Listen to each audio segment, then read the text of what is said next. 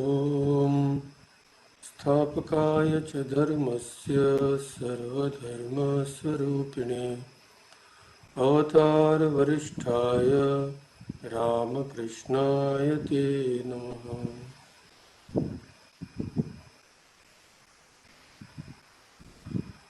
So as you know, since it was Guru Purnima yesterday, we will discuss the need of a guru in spiritual life. Of course, there is need of a guru in every kind of activity, in every kind of life actually, worldly or spiritual. We all need someone to guide us, someone to show us the way. So we will discuss all these things. Before we start the discussion, I will just like to tell you the significance of the image of Shiva in the notice which we gave for the class. That actually represents Guru, so I will just discuss that. So this you can see this particular form of, this is Lord Shiva, whom you see here. See, this is Lord Shiva facing the south, and this particular form of Shiva is called Dakshinamurti. Dakshinamurti Shiva. This is from the Dakshinamurti Shiva sculpture in the Meenakshi temple in Madurai. So this aspect of God Shiva is as a guru of all types of knowledge. This aspect of Shiva is his personification as the supreme or ultimate knowledge, and it represents Shiva as a teacher of yoga, supreme wisdom, music, etc., and expounding the Shastras or scriptures. So Shiva is worshipped in this form as the God of wisdom. So the name of this special form of Shiva is Dakshinamurti. Dakshinamurti literally means one who is facing the south. South, you know, is Dakshina in Sanskrit and Hindi and Bengali also. So according to another school of thought, Dakshinya means Karuna or compassion. So this manifestation of Shiva is a compassionate and benevolent teacher who accords wisdom to seekers of salvation. So in most of the Shiva temples, the stone image of Dakshinamurti is installed facing south. And as you can see in the photo, Shiva has 4 arms. So in this aspect as Dakshinamurti, Shiva is generally shown with 4 arms, and he is depicted seated under a banyan tree, and he is surrounded by sages who are receiving his instructions. And as you can see, he is shown as seated with his right foot on the mythical Apasmara. You see this demon under Shiva's foot. This demon is called Apasmara, means it is the personification of ignorance. That demon represents ignorance. So Shiva is lying with his foot on that. Means he is destroying ignorance, crushing ignorance under his foot. Because without the destruction of ignorance, we cannot attain knowledge. So this aspect of Shiva is called Dakshina Murti, and I will also show you some other photos of this Dakshina Murti form of Shiva. Same form of Shiva depicted in different postures. So let me see, one second.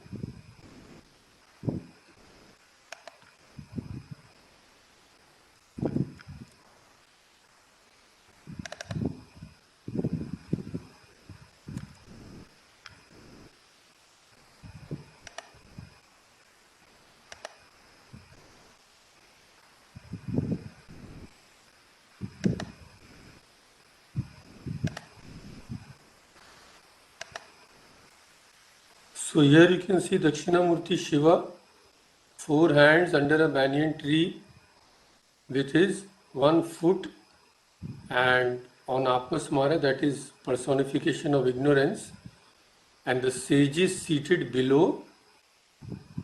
Their sages are seeking wisdom from God of gods, Lord Shiva.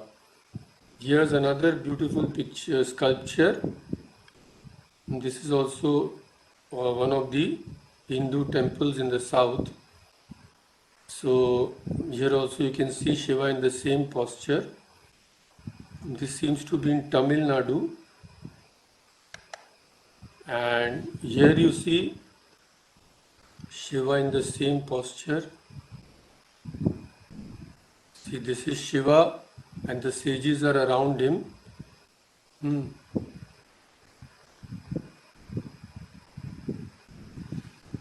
And this is also another sculpture, same posture of Shiva, 4 hands and his foot on the demon representing ignorance.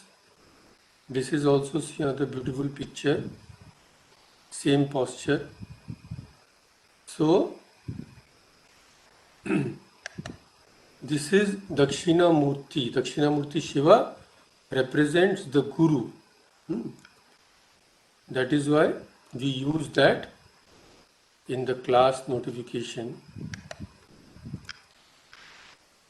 So now let's start with the subject under consideration.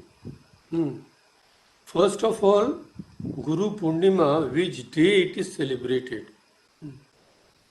This is actually supposed to be the birthday of Lord Vyasa.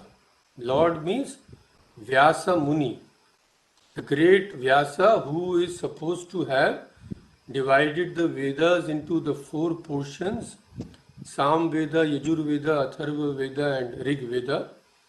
And all the important works nearly are ascribed to Vyasa. Like it is said that he wrote the Bhagavata, he wrote the Brahma Sutras. So actually he is a symbolic figure of knowledge. He represents knowledge as the universal Guru.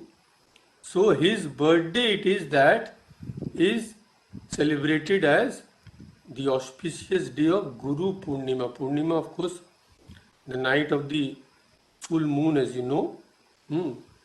So since the sage, the great sage Vyasa has performed so many great deeds, he is also supposed to have written the Puranas, and he is supposed to have presented us the abstruse truths of the Upanishads in a simple language in the Mahabharata. So that is why his birthday, we remember him by this day. So his birthday is celebrated as Guru Purnima. Now, before discussing the need for a Guru, the importance for a Guru, actually the necessity of a Guru, let us just in a very short way see who a Guru is. A Guru is a teacher, no doubt, but in spiritual connection with as regards as spirituality, who is the Guru? Various ways Guru has been defined in this our Shastras or scriptures. To just one or two definitions we will see. One definition in Sanskrit is Gu shabdascha andhakara syat Rut shabdastan nirodhakaha andhakara nirodhitvat gurur itya vidhiyate. This is one verse in Sanskrit. Meaning is very simple. Gu shabda andhakara syat. Andhakara means darkness. Darkness of what? Darkness of ignorance. Why ignorance is compared to darkness? Because when the lights are out, when it is completely dark, we cannot see anything, or even if we see something, we cannot see it clearly. So ignorance is darkness. Means what? When we are in ignorance, we do not see things clearly, even if we see them at all. So now we are in ignorance. Although we see, we don't see. We see this world, but we don't see it. Because we don't know the real nature of the world. We are seeing something else. It is as if a screen has been put before our eyes. So when we see through the screen, we don't see it anything clearly till the screen is removed. That screen causes darkness, as it were. So ignorance is that screen which we have put before our eyes, but unfortunately we don't even realize it. We think we are knowledgeable, we are scholars, we are pandits, we are great people, but we don't know that we are actually ignorant people. Because the only knowledge, the only actual knowledge, true knowledge, is the knowledge of the ultimate reality. All other branches of knowledge are actually within this ignorance. Everything else. There are no exceptions.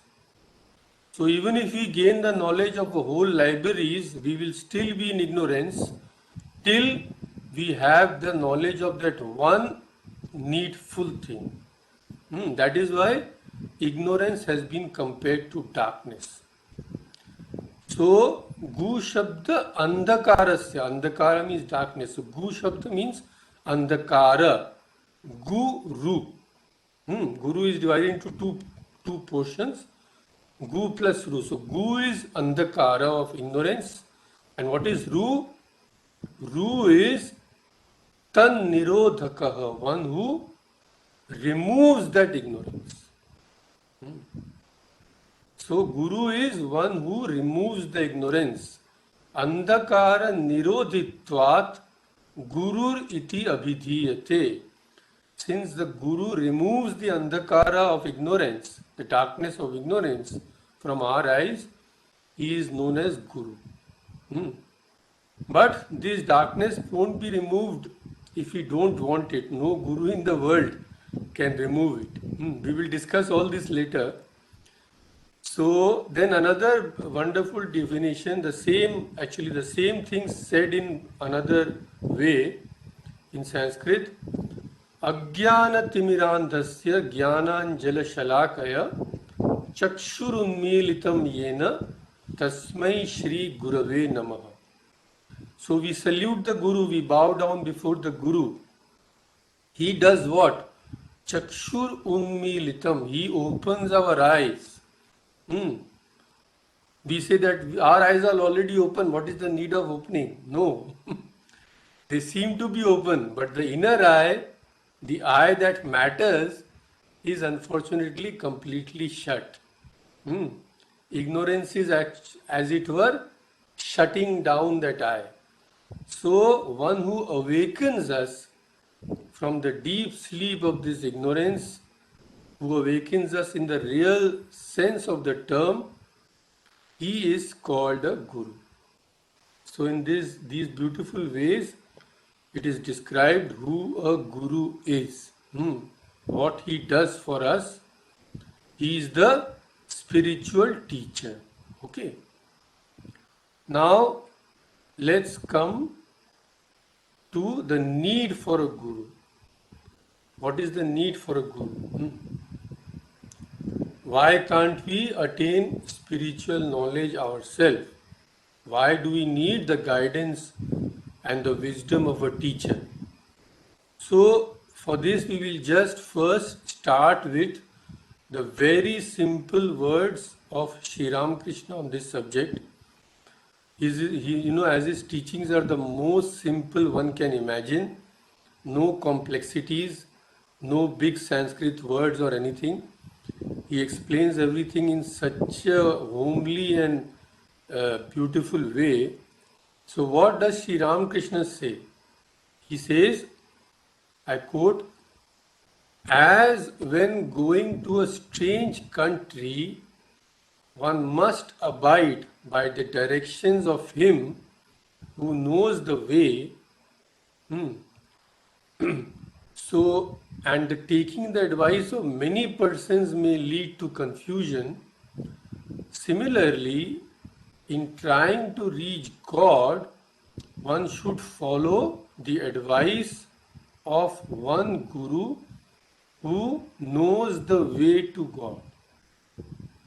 So, going to a strange country, when you go to a strange country, new country, you are absolutely lost. You don't know what you want to do, where should you go, what is the way. So, like when I came to Vancouver from India, after I got down from the flight, I was completely lost where to go.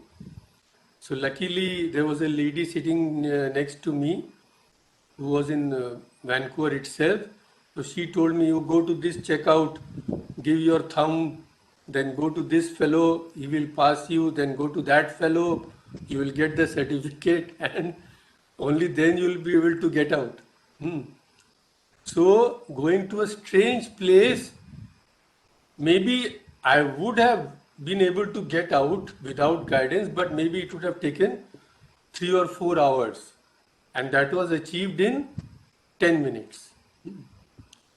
So, that is the difference. So, Sri Ramakrishna says, when going to a strange country here means what? Here means a country or a field which we know nothing about. So, spiritual life is one life which we know nothing about, absolutely zero. We may have studied the books, as I told you, we may have by heart, we may have got many libraries. We may know, oh, this Upanishad says this, that it says this, but that doesn't really help. It is just like seeing the map of a country. Suppose I would have seen the map of Canada while sitting in India, and by just seeing the map, if I would have thought that I know about Canada, that is silly. Seeing a map is far, far different from actually visiting Canada. The map is just a guide. It is just a piece of paper. So, books also are similarly just guides. We cannot gain spiritual knowledge by reading books. So, although we may have read a lot, we may have heard a lot, but spiritual life is something which is absolutely uncharted territory for most of us. Absolutely, we know nothing about that. The whole field is different, the rules are different, and unfortunately or fortunately, success in spiritual life means turning the mind in the opposite direction. Suppose we have to go this way for worldly achievement. We have to go north, south for worldly achievement. Then we have to go north for spiritual achievement. We have to go in the opposite direction. The mind has to be turned inwards, while all worldly success, all worldly knowledge is gained by external things. But here it is completely opposite. Here we have to go in the completely opposite direction. That is why it becomes so hard. Because the mind is used to going outside. The mind is always externalized. So when someone tells us to sit quietly and turn the mind inwards, we find it absolutely impossible. So the whole world is inside, and that is absolutely uncharted territory where we haven't stepped till now. So when we go there, we want to go there and progress further inward. We cannot do so without the help of a guide. Another time Sri Ramakrishna said, I again quote very simple language, many roads lead to Calcutta. A certain man started from his home in a distant village to go to the city, Calcutta. He asked a man, which road should I take to reach Calcutta soon? The man pointing to a road said, follow this. But that person was not satisfied. So proceeding some distance, he met another man and asked him, is this the shortest road to Calcutta? The man replied, oh no, you must retrace your steps and take the road to your left. The man did so. Going that new road some distance, he met a third man who pointed him a yet different road to Calcutta. So the traveler made no progress but spent the whole day in changing one road for another. Because he did not have faith. He did not have faith in the person who showed him the correct road maybe. So lot of time was wasted. Maybe he did not reach Calcutta within the few days. Maybe it took him a month to reach the place which he could have reached in one day. That is the thing. So this happens when we don't accept a guide in regard to things which we know nothing about. That is the thing. So Swami Virajananda, he was, as you know, a disciple of Swami Vivekananda and also one of the presidents of our order, a very, very great soul. So he also says the same thing in a different way. He says, suppose you have a disease, what will you do? Will you try to cure it yourself or you go to a doctor? You don't know about the body, what is happening, which medicine may be correct. If you try to cure yourself, you will probably fail. So he says, the sensible man does not try to diagnose his own disease and prescribe medicine for himself by reading medical books. In case of disease, a doctor's advice should be sought. In the same way, if after reading many books and scriptures, one proceeds to choose for himself a particular spiritual discipline, his mind may be confused and troubled by doubts and misgivings. Progress may be interrupted and a waste of effort and even harm may result. Because various scriptures contain divergent or even contrary directions and methods suited to different aspirants. So suppose one day we read Shiva Purana. Shiva Purana will say Shiva is the greatest god of the universe. Then we accept Shiva as our god. Next day we read Vishnu Purana. Vishnu Purana will say no, Shiva is the servant of Vishnu. Then we will say, oh, I made such a mistake. Let me now worship Vishnu. Then we read Shakti Purana. We said, oh, under the Devi, all Shiva, Vishnu are standing with folded hands like that. So, what a mistake I did. Now let me worship Devi. So this is what will happen. Because we don't know the essence of the scriptures, what the scriptures actually want to say. Hmm. So when this will happen, we will not be able to progress at all. So it is therefore dangerous in many cases to decide for ourselves what is exactly suitable. The Guru alone can direct us to the right path. That is why Virajanandaji says spiritual knowledge has to be acquired direct from the Guru. Know that what the Guru has told at the time of initiation are the only path for you to follow. After that, don't look here and there. Don't look, oh, what that person is doing, what this person is doing. No. Decide your Guru after careful consideration. Choose your Guru after a lot of thought. But after having chosen a Guru, then don't look here and there. If you do so, you will be ruined. That is what everybody says. So, actually, if we just see, if we just think guidance is needed in everything, if we go to play some sports, if we want to learn ice hockey, we can't just go into the ring and start playing. We have to be under a coach or some very senior player who has a lot of experience, who knows what ice hockey is all about, how it is played, what we should do, what we shouldn't do. School, when we go, we don't take the books out from the library and start studying ourselves. We go to a classroom where there is a teacher. That teacher will tell us what the books say. Without the teacher, the books are of no avail. So in every field, this is required. And in spiritual life, suppose someone may say, oh, we have heard that God is the Antaryami, the inner controller, and if we pray to God, He will respond, He will provide all that is necessary.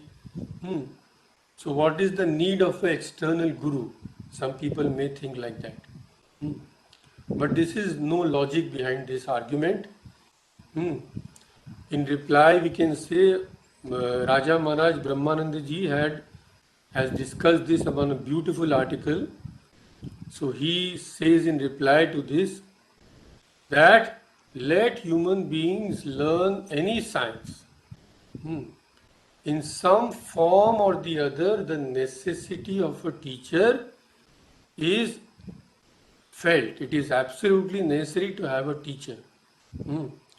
It is not that learning is not possible if one sets out to learn without any sort of help, but it involves a lot of delay, much pain and plenty of suffering. We can pass a class in 1 year with the help of a teacher. Suppose we start reading the books ourselves, maybe to go from class 5 to 6 we will require 5 years. So the thing is, in spiritual life, the learning from a guru should not be a mere repetition of a few subjects. It is, spiritual life is not like that. When we learn from a teacher, it means making the knowledge one's own. Like even suppose in worldly subject, if we learn mathematics from a teacher, suppose we finish a chapter on trigonometry. At the beginning we knew nothing about that. But after learning from a teacher, we know that that portion about mathematics, trigonometry, I have made my own. I have made my own means I have completely assimilated that knowledge. So if anyone wants to know anything about trigonometry, I can tell him. Till that stage is reached, a teacher is necessary. Till we are completely confident that that knowledge is now part and parcel of me. Similarly, in spiritual life, till we progress so much spiritually that we know that spiritual knowledge is a part and parcel of me. That cannot be taken away from me any longer. Till then, we need the help of a guru, or we require sadhana. So, after Sri Ramakrishna passed away, Raja Maharaj practiced tremendous austerity for many years in Vrindavan. Vrindavan, that room was still there. So some of our seniors had gone to that room in those times where Raja Maharaj had stayed. That was a room made of stone. And those who have been to Delhi and Vrindavan in winter know that terrible cold. It is not like Canada, you just come and switch on the heater and all that. It is horribly cold. I had gone to stay also in one of the places just below Gangotri. So that hut was full of holes. We just had 2 blankets, just old blankets, no question of any heating and all. But at night, that wind, just below Gangotri, you can imagine the height, maybe 6,000, 7,000 feet. That type of cold, practically nothing there. So Raja Maharaj stayed in that room made of stone in that terrible cold. So one person asked Raja Maharaj afterwards that you are the son of Ramakrishna, Sri Ramakrishna, the son, God incarnate. He has given you everything. Why do you need to practice austerities now? So Raja Maharaj said, yes, Thakur has given us everything. But now I have to make that knowledge my own. My own means what? I have to become completely established in that. Sri Ramakrishna had given that knowledge, but maybe that state Raja Maharaj could not have ascended just by his wish. Sri Ramakrishna maybe had given him once that taste, but now he wanted to practice and practice and practice so that that state could be his permanently, that would be his own. So this is the thing. Knowledge has to be made one's own. That is a very difficult thing, and just by the fact that even such great persons had to practice so much, we can understand how difficult this thing is. And another about the need of a guru, Raja Maharaj has said a very interesting thing, very interesting. But before I quote Raja Maharaj about that, I will connect it with an incident I read in Oliver Twist of Charles Dickens. Charles Dickens, of course, you know, all of him, famous person. So he has written many books, as you know, and one of them is Oliver Twist. So I'll just read a portion in Oliver Twist when Oliver Twist fell into the hands of a scoundrel, and that scoundrel was training the boys under him to do something. So Oliver Twist describes the training. So I will just read from that. Okay, so I quote from Oliver Twist now. He says, when the breakfast was cleared away, the merry old gentleman and the 2 boys, this merry old gentleman is the scoundrel, mind you, he's not a good character, and some boys were under him. So the merry old gentleman and the 2 boys played at a very curious and uncommon game, which was performed in this way. So now Oliver Twist describes that game. The merry old gentleman, placing a snuff box in one pocket of his trousers, a note case in another, and a watch in his waistcoat pocket, with a guard chain round his neck and sticking a diamond pin in his shirt. He buttoned his coat tight round him and putting his spectacle case and handkerchief in his pockets, trotted up and down the room with a stick in imitation of the manner in which old gentlemen walk about the streets any hour in the day. So that scoundrel, he puts all sorts of things in his pockets. Huh? And he is walking around the room. That is the game. Now the game will start. What is the game? So sometimes that he stepped at the fireplace, he stopped at the fireplace, sometimes at the door, making believe that he was staring into the shop windows. At such times, he would constantly look around him for fear of thieves and would keep slapping all his pockets in turn to see that he hadn't lost anything.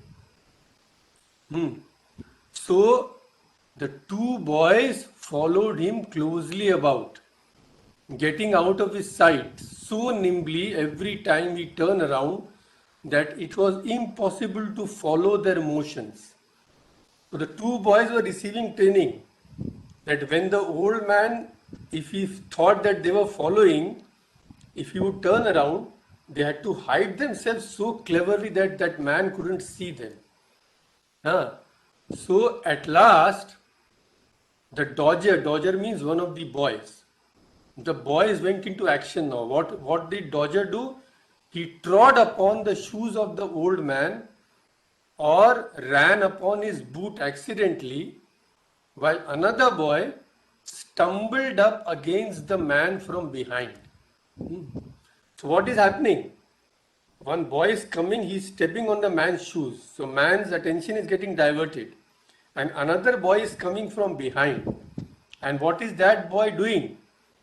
In one moment, they took from him with the most extraordinary rapidity snuff box, note case, watch guard, chain, shirt pin, pocket handkerchief, and even the spectacle case.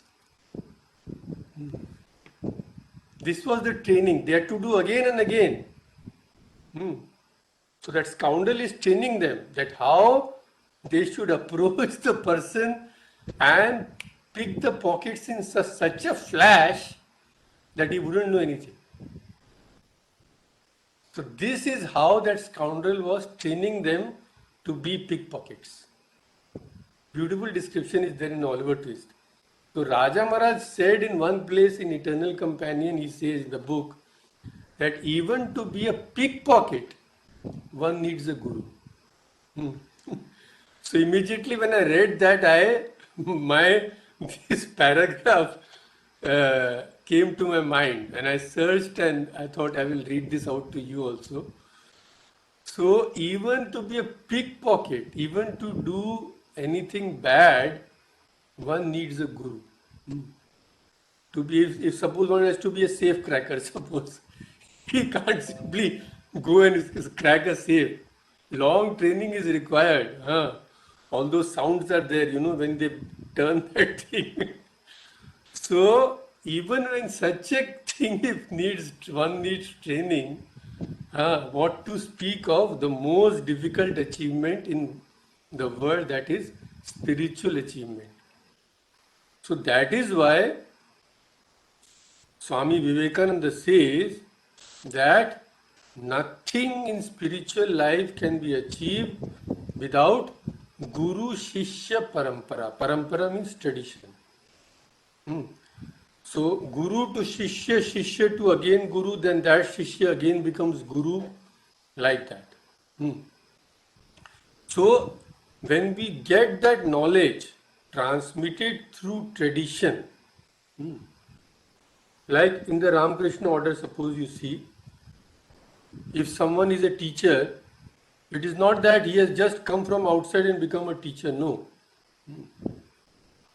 Like we had received, our teacher is a teacher of one of the students of a direct disciple of Sri Ramakrishna, suppose. So our teacher was taught by none other than the disciple of Sri Ramakrishna, who was taught by Sri Ramakrishna himself. And Sri Ramakrishna also had many gurus, although he was God incarnate. So that knowledge is being transmitted from Sri Ramakrishna to his disciple, from his disciple to our teacher, from that teacher to us.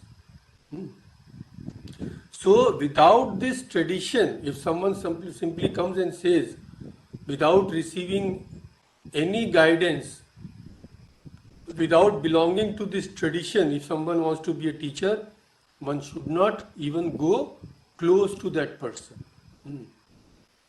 Many gurus and babajis you will see in the world. And now, of course, there is no problem. In the YouTube, everybody has become a guru. All have become saints in one overnight.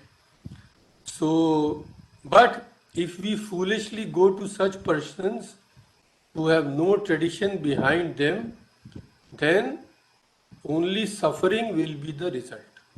That is the thing. So, without this tradition, nothing at all can be achieved. That is why Swami Vivekananda says. And now, so if some people may say that, oh, Swami Vivekananda, you are quoting. Hasn't Swami Vivekananda said that you are the soul, infinite power is there within you, etc., etc.? Then why do we need a teacher? Swami Vivekananda himself answers this in Bhakti Yoga. When he discusses Bhakti Yoga, he says, every soul is destined to be perfect, and every being in the end will attain the state of perfection. But this shaping of our own destinies does not preclude our receiving help from outside. In the vast majority of cases, such help is absolutely necessary. This is what Swamiji says. And when it comes, the higher powers and possibilities of the soul are quickened, spiritual life is awakened, growth is animated, and man becomes holy and perfect in the end. And what about Swami Vivekananda himself? What about him? He was already perfect in meditation from his very birth. Still, we find he is pestering Sri Ramakrishna for samadhi. Please give me samadhi. He is telling Sri Ramakrishna, the great Swami Vivekananda. So what about others? So when Swamiji had Nirvikalpa Samadhi for the first time in Kashipur Garden House, he could see, he could feel only his face when he came down. He couldn't feel his body. So Advaitanandaji, Buddha Gopalda was there. He said, Gopalda, where is my body? Then Gopalda rushed to Sri Ramakrishna. Naren is telling he has no body. So Sri Ramakrishna smiled and he said, let that rascal remain like that for some time. He has pestered me so long for that state. Now let him sit without a body for some time. So, of course, after that everything became normal. So even the great Swami Vivekananda is begging his guru for samadhi. Just see, it is so difficult. It is so extremely difficult that even a perfected soul like him, can we even imagine Swami Vivekananda asking something from anyone? But of course, relation of guru and disciple is completely different. One can ask the guru for anything. So this is what Swamiji says. And that is why we should have no doubt that a spiritual guide is absolutely necessary. And in regard to this, if we think that we are getting great spiritual knowledge by reading books, we don't need a guru, then we will say, oh, I am reading the Gospel of Sri Ramakrishna. Sri Ramakrishna alone is my guru, so why should I go to any other guru? Then see what Swami Vivekananda has to say on this. He says, I quote, that quickening impulse, which will lead to our spiritual progress, cannot be derived from books. A lamp, suppose a candle light is there. A candle can only be lighted by another candle, not by any book. So he says the soul can receive spiritual impulses from another soul and nobody else, nothing else. We may study books all our lives, we may become very intellectual, but in the end, we find we have not developed at all spiritually. This inadequacy of books to quicken spiritual growth is the reason why, although almost everyone can speak most wonderfully on spiritual matters, when it comes to action and truly living a spiritual life, we find ourselves to be awfully deficient. To quicken the spirit, the impulse must come from another soul. That is the thing. See, we are reading Swami Vivekananda's books. We are reading the Gospel of Sri Ramakrishna. But is it the same? Are we gaining the same thing as those people who heard Swami Vivekananda directly at the Parliament of Religions or in America at any other occasion or in India? It is completely different. It is said that at the Parliament, when people heard Swami Vivekananda, some of them, just by hearing, they went into deep meditation. One person describes that when she sat down there, when Swamiji started speaking, she became absorbed in deep meditation. She did not know what is happening. Then when Swamiji stopped, she woke up. But she found that whatever Swamiji had spoken, they had left a deep impression on her mind, although she was not conscious of having heard that. That was the power which emanated from Swamiji. So that power can only be transferred from a living personality to a living personality. Even if we read the books 100 times, we cannot experience that state. Because books are, after all, books. This is the thing. So that is why Swamiji says two things. First, help is absolutely necessary. And if we think that we are getting spiritual knowledge by reading books and we don't need any other guide, we are sadly mistaken. We should remove that misconception altogether. And another advantage of having a guru is our mind becomes steady. As we just discussed this now, there are so many deities. Hindu pantheon has maybe hundreds of thousands of deities. So many scriptures, so many philosophies, and an infinite number of names of God. All these are there in books. So now, as we discussed, if we decide to make one deity our God today, then next month we go to Vishnu, then to Shiva, then to Brahma, then to Kartikeya, then to Divine Mother. If we keep on changing like this, we will not reach anywhere. And there are infinite number of names of God. If we suppose we accept one name as the mantra today, then after 1 month again we accept another name, we won't get anywhere. Sri Ramakrishna describes this beautifully, that if we want water, we have to dig in one place. Today if we dig here, we get nothing. After 1 month, we change the place. Then start digging there. So if we keep on changing like this, we will never get water. One place we have to start and keep at it till we get water.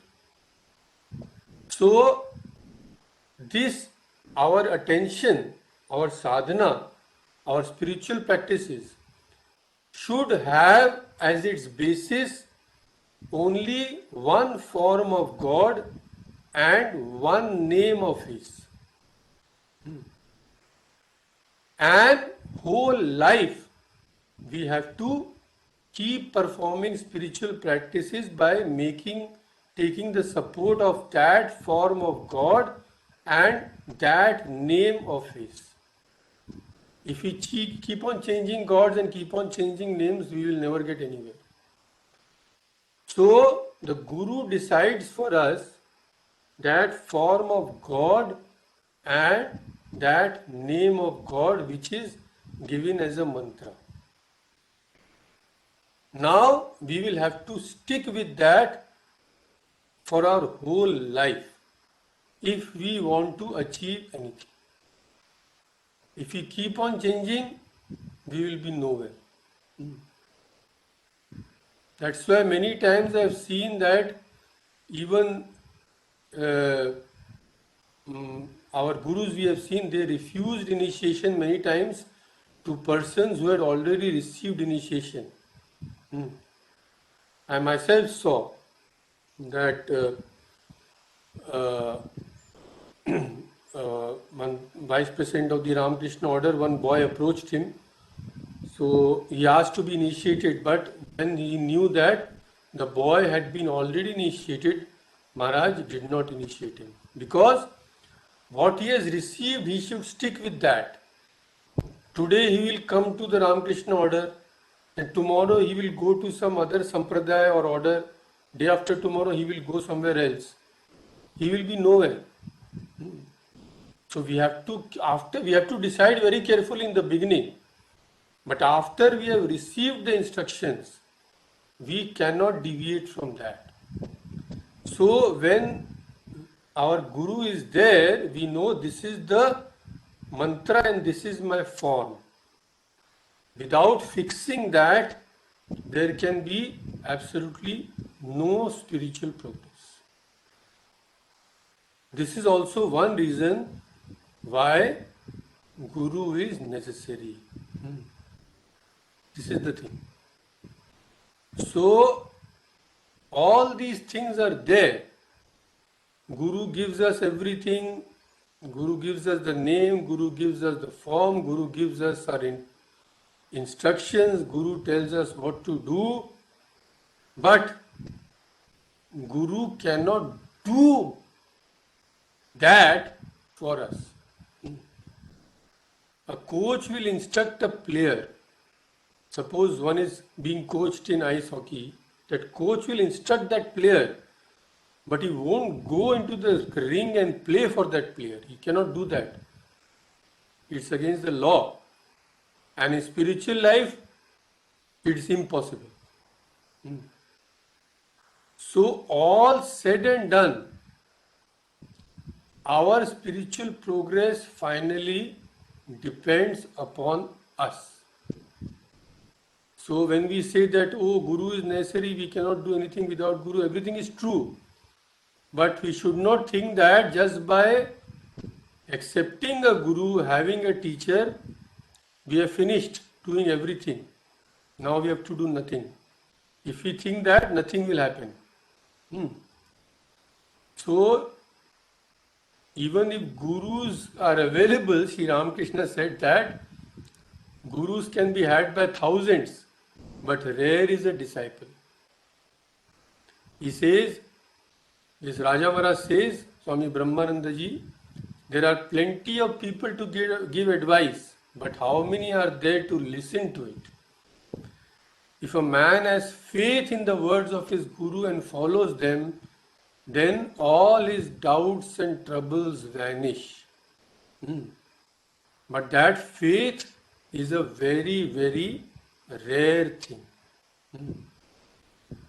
Very, very rare thing. How earnestly we are practicing, everything depends upon that faith. If that faith is not there, nothing will help. So Raja Maharaj says on another occasion, if the disciple is not fit, the blessings of even the greatest of gurus will not help. It is useless to impart instructions to persons who don't have faith in them, who don't do what is being asked.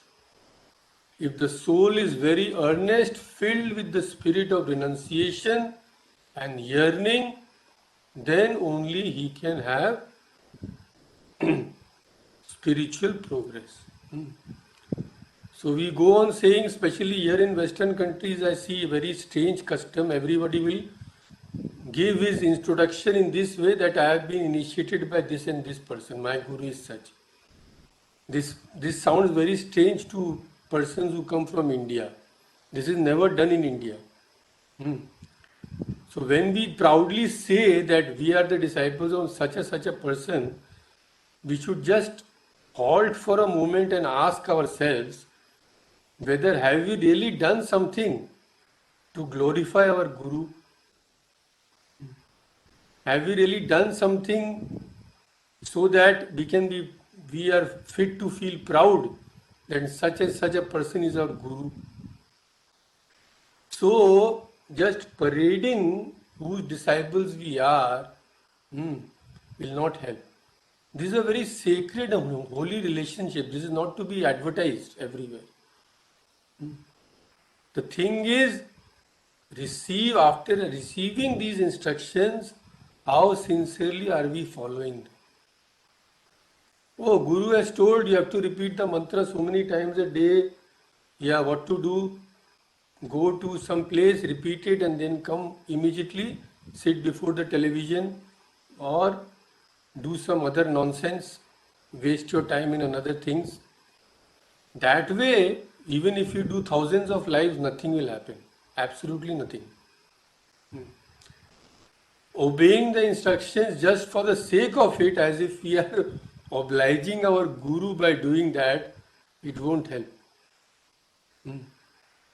So, if we think that we are fit to advertise ourselves as students of this and this guru, we should first of all see inside and see how sincerely we are following the teachings, how much renunciation we have. Even in old age, if we see that we cannot stay away from television and all such nonsense, we should be really looking inside.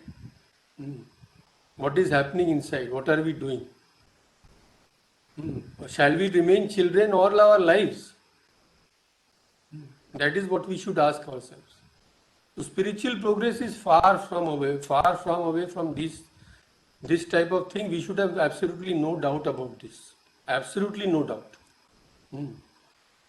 So that is why it is said by a disciple of Sri Ramakrishna, even though one is initiated by the greatest teacher, one has to exert oneself utmost to reach the goal. What can the teacher do? He points out the proper path only, but you have to follow his advice and tread the path with unflagging perseverance. If you do not care at all to heed his advice and walk in the path, whose fault it is? Has anyone attained liberation at any time without practicing severe spiritual sadhana? Even avatars had to practice rigorous austerities. And you want to realize God without any sadhana whatsoever. Is it possible? So those who truly pursue their sadhana in the proper manner are very few. Very, very few, unfortunately. So Swami Turiyananda ji says this in a light-hearted way. He points out the truth. So Turiyananda ji says, it is very difficult to be a disciple. Have you heard this story? He says, a man wanted to be a disciple. He went to a guru and said, "Sir, make me a disciple." The guru replied, "Will you be able to be one?" A disciple has to do many things. He has to work very hard. So that person said, "Oh, yes, is it? What does he have to do, sir?" Oh, that was an ancient hermitage. So all those works he mentioned. He said, "Oh, a disciple has to draw water. He has to fetch wood. He has to serve the teacher. Sometimes he has to stay awake at nights. Hmm. He has to perform sadhana. Will you be able to do all this?" Now the man was in a quandary. Oh, so difficult. Then he said to the guru, "Sir, what does a guru have to do?" So the guru replied, "Oh, not much. He sits at ease now and then and gives a little instruction, that's all." Then the man said, "Sir, then please make me a guru. It is so difficult to be a disciple. Let me be a guru." Hmm. So this is the condition. Hmm. So, it was narrating this, Swami Turiyananda says, how funny. Everybody wants to reap the harvest without sowing the seed. Without doing anything, we want to have everything. So scolding, at one time he scolded one monk and said, Turiyanandaji, that we have cooked the food and placed it before you. We have cooked the food, placed the whole food before you. You just have to pick and eat. Now, do you want that we should pick it up and push it down your throat? That we cannot do. As it is said in English, you can take a horse to the water, but you cannot make it drink. So nobody can make us drink. Nobody can make us drink of the fountain of eternal bliss. Nobody. We have to do it ourselves. The Guru, out of his kindness, has showed us the path, the very difficult path, which very few have the courage to tread also, about which very, very few know at all. That he has shown us. Now what else do you want him to do? He can't do anything else. And the physical form of the Guru is not with us always. Everybody has to go one day. That form will also go. So, this is the thing. Yes, a Guru is absolutely necessary, a guide is absolutely necessary. Without that, we cannot even start on the path. But finally, we have to chalk out our own path, travel along the path ourselves. And the path is long and difficult. It is true. There is no doubt about that. That is why this life seriously lived is not for everybody. Very, very rare persons. Although thousands and millions may have a guru, may take initiation, but very, very few do any kind of sadhana seriously at all, let alone austerities and all. Very few perform sadhana seriously. Hardly anyone. So this is the truth. So this is about the need of a guru. And Sri Ramakrishna says that actually the true guru is God himself. Satchidananda himself is the guru. He comes in that human form to bless us. That is the real nature of the guru. So we have received the help of God himself through our gurus. That is the invaluable help we have received. If we don't make use of it, we have only ourselves to blame. That is the thing. So let us not waste this opportunity. What has happened has happened. From this moment, let us try to properly appreciate what has been given out of kindness by our spiritual teacher, and slowly one day that will help us make us our lives truly blessed. And that state, when we reach it, is so blessed that we cannot even imagine that now. It is far beyond our imagination. For that, no price is great to pay. So, in Bengali they say, Guru dilo montor ekhon montor. The Guru gives you the mantra. Ekhon now, montor means it is your mind.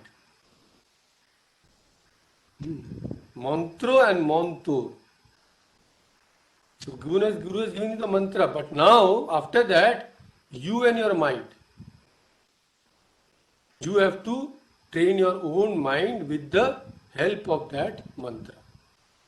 That Guru cannot do for you, cannot do for us. We have to do it. So of course we will be able to do it by God's grace and our Guru's grace, and if we pray sincerely. So let us stop here for today. Om Shanti Shanti Shanti. Harihi Om Tat Sat. Shri Ram Krishna Arpanamastu.